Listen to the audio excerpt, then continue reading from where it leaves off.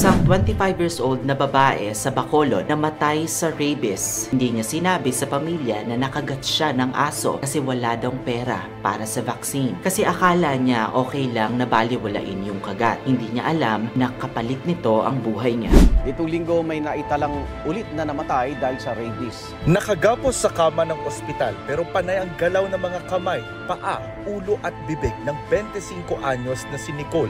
Nakapag-video pa siya habang kumakain pero halatang balisa na. Sumenya siya sa kapatid na iinom ng tubig pero pinatak-patak lang niya ito sa bibig gamit ang straw. Ako po si Neil Brian Galve at ito po ang Nurse Brain. Today, ipapakita ko sa inyo ang 3 aral na pwede nating makuha mula sa malungkot na balitang ito. Una, hindi nag-report agad. Nakagat siya sa paa noong March, pero yung mga simptomas lumabas lang noong May 24. Pero mas nakakatakot pa yung napanood natin sa hospital. Pangalawa, yung simptomas. Nakita natin siya na nakatay sa hospital bed, hindi makainom ng tubig. Takot siya na malunod. Yan ang hydrophobia, classic sign ng rabies. Pero yung pinakamalaking problema, pangatlo, walang pera para sa vaccine.